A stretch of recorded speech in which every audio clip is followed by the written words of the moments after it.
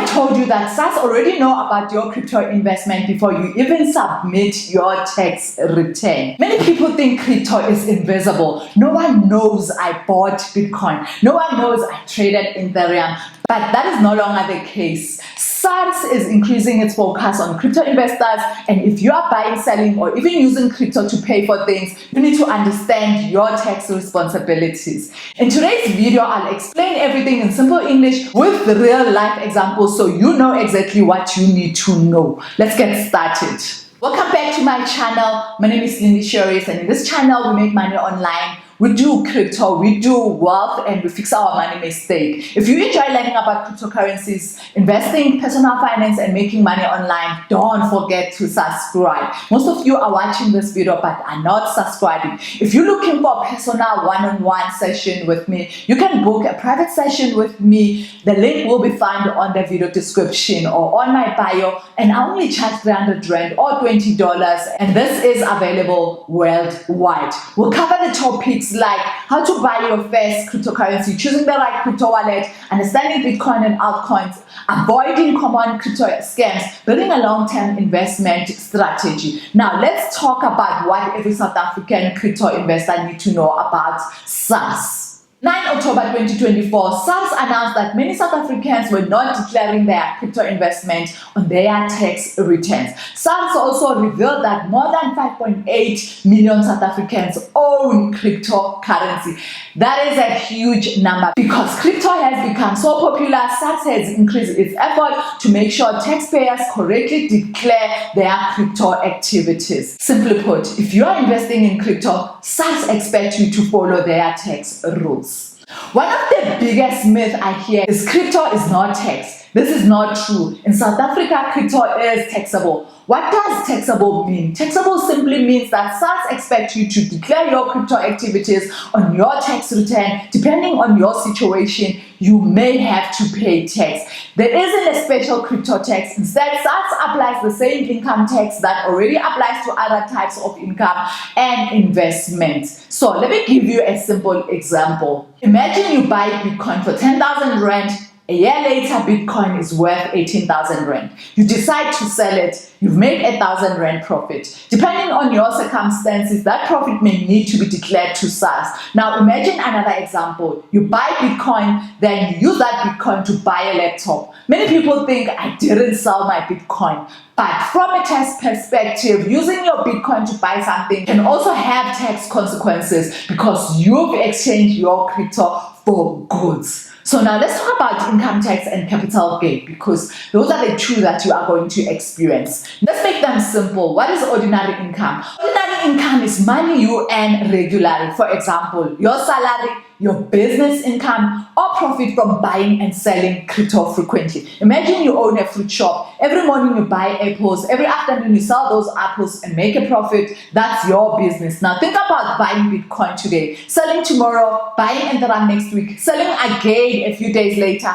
They are trying to make money from frequent trading. SARS may see this as similar to running a business, so those profits may be taxed as ordinary income. What is capital gain? Now imagine something different. You buy a house, you keep it for several years. Later, the value of the house goes up and you sell it for more than you paid. You made money because the value increased over time. That is called capital gain. The same idea can apply to crypto. Imagine you buy 10,000 Rand worth of Bitcoin. You leave it for 5 years. Later, it's worth 40,000 Rand. You decide to sell it. Your investment has increased in value over time. Depending on your circumstances, that profit may be treated as capital gain instead of ordinary income. So what's the difference? Think about these two people. Person A buys and sells crypto every day. They're always looking for quick profit.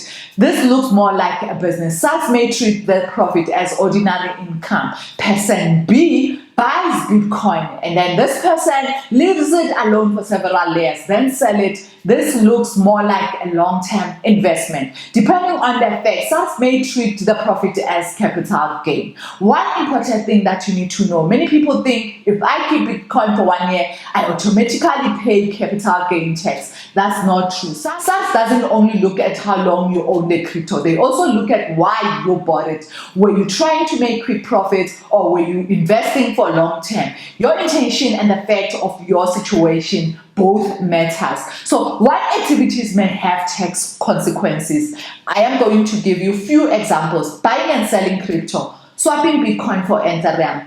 Swapping simply means exchanging one cryptocurrency for another. Mining cryptocurrencies. Mining is a process of helping verify crypto transactions using powerful computers, and you may receive crypto as a reward.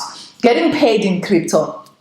Using crypto to buy products or service. Many people don't realize these activities can also have tax implications. In 2026, South Africa introduced something called CAF. This means Crypto Asset Reporting Framework. That sounds complicated, but here's a simple example. Imagine your bank sends certain financial information to SARS. That works in a similar way for registered crypto companies like Luno, Val, and Binance. It helps us receive information about certain crypto transactions from participating crypto service providers. This doesn't create a new crypto tax. It simply changes how certain information is reported. You report through CAF? No, don't report through CAF, and you also don't need to submit CAF reports yourself. You still complete your normal SARS tax return. CAF is only going to be submitted by Luno or your crypto exchange.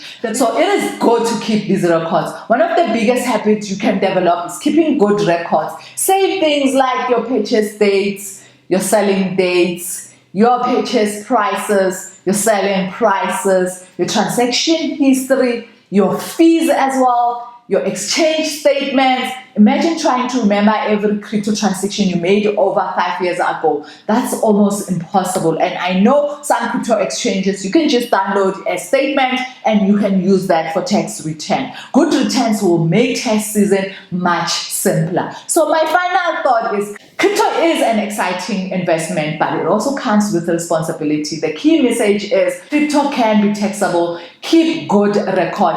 Understand how the tax will apply to your situation. If you are unsure, speak to a qualified South African tax practitioner and you will get more knowledge. I hope this video makes your crypto tax much easier to understand. If you'd like to learn more about cryptocurrencies through a private one-on-one session, I would love to help. And this is available globally, and you only pay 300 Rand or $20 for a 30 minutes to 1 hour session where I will teach you how to get started, how to make money, and also how to invest the right way. We'll cover wallets, buying, selling crypto, choosing coins, avoiding scams, and building your investment strategy. Click the link in the description to book your session today. If you find this video helpful, like this video, leave your question in the comments, subscribe for more beginner-friendly crypto investing and personal finance. Thank you so much for watching. I'll see you in the next video.